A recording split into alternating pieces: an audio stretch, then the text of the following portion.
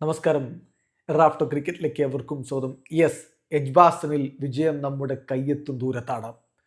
ഒറ്റ ദിവസം ബാക്കി, 3 സെഷനുകൾ ബാക്കി. ഇന്ത്യക്ക് വിജയിക്കാൻ വേണ്ടത് 7 വിക്കറ്റുകൾ. ഇംഗ്ലണ്ടിന് വിജയിക്കാൻ 536 റൺസ് വേണം.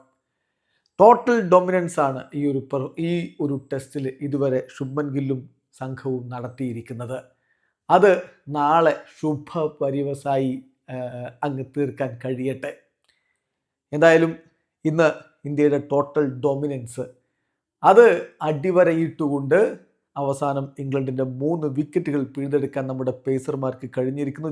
റൂട്ടിനെ പുറത്താക്കിയ ആകാശ് ദീപിൻ്റെ ബോൾ ഓഫ് ദി സീരീസ് എന്ന് ഇതുവരെയുള്ള കളി വെച്ച് നമുക്ക് പറയാവുന്നൊരു പന്തിലാണ് റൂട്ടിനെ ബൗൾഡാക്കി വിടുന്നത്. 16 പന്തുകൾ നേരിട്ട് 6 റൺസുമായിട്ട് ഇംഗ്ലണ്ടിൻ്റെ സൂപ്പർ ബാറ്റർ മടങ്ങി പോവുകയാണ്. ലെജൻഡറി പ്ലെയർ ആയിട്ടുള്ള റൂട്ടിനെ മടക്കി വിട്ട ആകാശ് ദീപിൻ്റെ ബോൾ അത് കൈയടിക്കപ്പെടേണ്ട ഒന്നാണ്.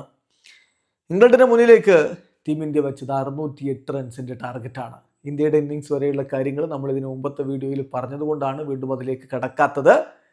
അങ്ങനെ ഇംഗ്ലണ്ട് 608 എന്ന വിജയലക്ഷ്യത്തിലേക്ക് ബാറ്റ് എന്തിക്കൊണ്ട് കളിക്കാനിറങ്ങിയിട്ട് സംഭവിച്ചത് നോക്കുക. തുടക്കത്തിൽ തന്നെ വിക്കറ്റുകൾ നഷ്ടമായി. 11 റൺസിൽ അവരുടെ സ്കോർ ബോർഡ് എത്തി നിൽക്കുമ്പോഴാണ് സാക്രോളിയെ ഡെക്കാക്കി മടക്കി വിടുന്നു. മുഹമ്മദ് സിറാജ് 7 പന്തുകൾ നേരിട്ട് അദ്ദേഹം 0 റൺസാണ് എടുത്തത്. ബെൻ ഡെക്കറ്റിനെ ആകാശ് ദീപ് പറഞ്ഞു വിട്ടു. 15 പന്തുകളിൽ നിന്ന് 25 റൺസ് അദ്ദേഹം അടിച്ചിരുന്നു. അതിവേഗത്തിൽ അദ്ദേഹം സ്കോർ ചെയ്തിരുന്നു 5 ഫോറുകളുടെ സഹായത്തോടെ. പക്ഷേ ആകാശ് ദീപ് ബൗൾഡാക്കി വിട്ടു.